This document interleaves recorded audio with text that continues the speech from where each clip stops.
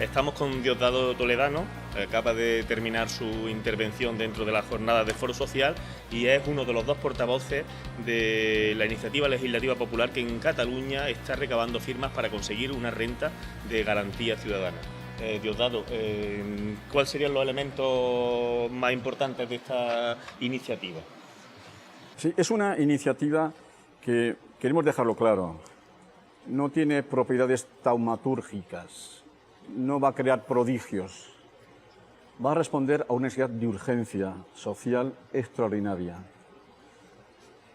de un drama, de una tragedia que golpea a cientos de miles de ciudadanos y ciudadanas de Cataluña. La pobreza severa en Cataluña está ya en 602.000 personas. Por debajo del umbral de pobreza relativa, 2.200.000, cerca del 30%. Pero la pobreza severa, que es aquellas personas cuyos ingresos anuales individuales son menores de 3.600 euros aproximadamente, esos 602.000 es el 8% de la población. Los datos que tenemos a continuación de situaciones de desempleo, del paro registrado, ¿no?, que a finales del año pasado estaba sobre una cifra de unos 654.000, 55.000 parados y paradas, que tiene una cobertura en ese momento del 56%, es decir, de ese conjunto, ¿no?, de ese número de 654.000, pues solo una parte, el 56%, tenía algún tipo de prestación, sea desempleo contributivo, sea de subsidio. Las previsiones que hace la propia Generalitat es que para finales de este año, el último trimestre, esa cobertura bajará al 30% o menos. Es decir, que va a haber un aumento de nuevo en los próximos meses de la situación de pobreza de mucha gente. Los datos, por ejemplo, familiares, 267.000 familias en Cataluña el año pasado, con datos del año pasado, todos sus miembros no trabajaban. Y cerca del centenar de mil no tenían ingresos. Eso creo que nos dibuja un panorama terrible. La gente no tiene trabajo, no tiene ingreso, no puede pagar la vivienda, el desahucio. La gente no tiene trabajo, no tiene ingresos, no puede comer, tiene que ir a la caridad. Esa situación crea depresiones, crea enfermedades psicosomáticas, crea desesperación y la gente se suicida. Ha explicado el compañero Evaristo Justicia, un compañero de la Asamblea de Parados de Moncada, que hace unos días nos abandonó a tomar esa decisión, desesperado porque se le agotaba la prestación de desempleo y se quedaba sin nada. Es una tragedia que hay que dar una respuesta. Esa respuesta empezamos a impulsarla el propio movimiento de parados de Barcelona. En el año 2011, cuando el gobierno de la Generalitat hizo un recorte brutal, cruel, sobre la gente más pobre, el famoso recorte de la renta mínima de inserción, que tiene muchos aspectos que ahora quizás sería, no entro a detallar, pero que supuso un retroceso brutal en un sentido importante como la pérdida del carácter de derecho, porque a partir de ese decreto dejó de tener un carácter ilimitado en cuanto a los recursos que tenía que emplear la Generalitat para financiar tantas rentas mínimas de inserción como se aprobasen, sino que quedaba limitado a los presupuestos aprobados del año. Como consecuencia de eso, la situación es que en la actualidad cerca de 5.000 a 6.000 familias en Cataluña que tienen aprobado esa prestación, pero no la perciben porque exceden del límite presupuestario. Imagínate tú la situación. Tanta gente que demuestra que no tiene los ingresos para poder vivir y que se le reconoce que tiene ese derecho y no se le da la prestación. Nos consta, Diosdado, de que es una campaña que ha tenido un amplio eco, ¿no?, y que a la que se han sumado muchísimas organizaciones y muchísimos sectores, ¿no? Habéis configurado un movimiento capaz de aglutinar a una realidad muy variopinta de la sociedad catalana. ¿Es así la información? Sí, es así porque es una iniciativa de una enorme justicia y muy bien fundamentada y muy bien organizada para las condiciones que vivimos, muy fácil de explicar, muy fácil de tener los argumentos para responder al discurso de la derecha y del gobierno que pretende criminalizar a la pobreza y al desempleado, haciéndole culpables de su situación.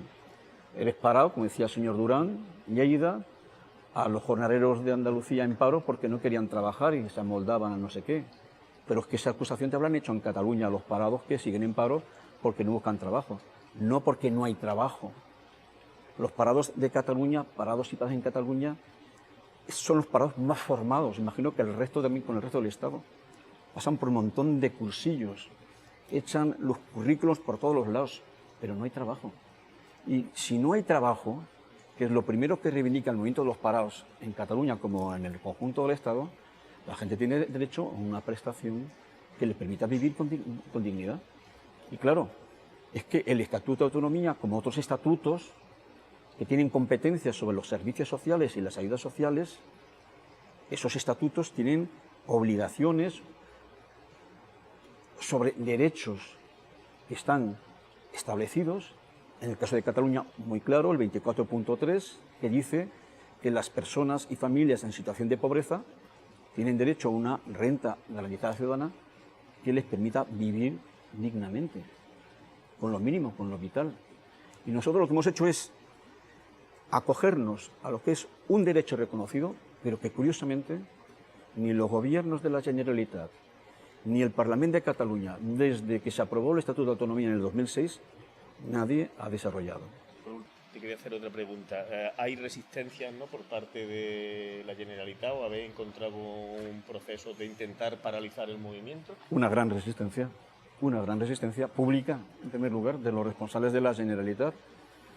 La señora consejera de Bienestar Social, Neus Munté, diciendo a los medios de comunicación que Cataluña no podía permitirse el lujo de poner en marcha esta renta garantizada de ciudadanía, diciéndonos personalmente a la delegación de la Comisión Promotora, que un día fue a hablar con ella, de que no podían crear expectativas que no podían cumplir, que eso para más adelante, pero mientras tanto la gente tiene que comer.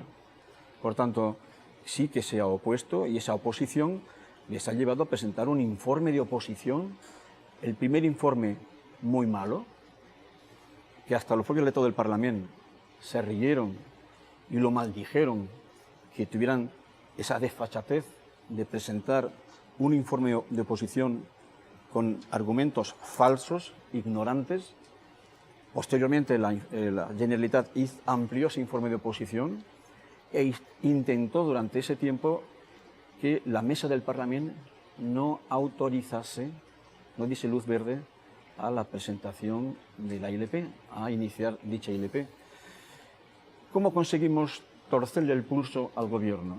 Porque se produjo una alianza entre las fuerzas políticas, sociales y ciudadanas que apoyan esta ILP, que es de una amplitud, y conforme pasan los días y semanas, cada vez se incorporan y se añaden más entidades, y que agrupa desde, por supuesto, en primer lugar, el movimiento de los parados, que es el que impulsa, el que promueve, el que llama a realizar ese trabajo, esta ILP, pero también están todos los sindicatos, excepto parcialmente la CGT, aunque el compañero Diego Rejón, que fue secretario de CGT hace tiempo, es miembro de su comisión promotora a título individual, pero que dan apoyo a esta ILP desde el movimiento vecinal, la CONFAP, las FAP, el conjunto de sindicatos, la Intersindical Alternativa de Cataluña, COBAS, UGT, comisiones obreras, también por lo que sabemos hoy, mucha gente de uso también a nivel personal se está implicando y está trabajando,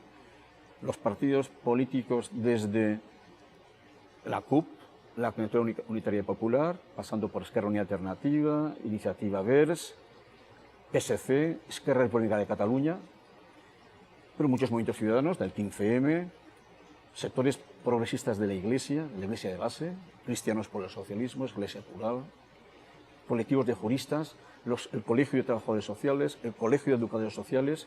Bueno, ha sido un sinfín de entidades y plataformas que hoy nos permite decir que es una de las iniciativas con más apoyo social, político y ciudadano de las que se han impulsado en este país. Y eso es bueno. Eso demuestra que hay una creciente sensibilidad fruto también del drama enorme que vivimos cada día, tanta gente, que vemos en nuestros hermanos y vecinos y compañeros, y que poco a poco penetra, y sobre todo también por el miedo que un día la gente diga, hasta aquí hemos llegado, reviente y arrase con todos los chorizos, con todos los ricos que se han enriquecido a costa de empobrecer a la mayoría de los ciudadanos y ciudadanas. Gracias por el dato. Vamos, sí.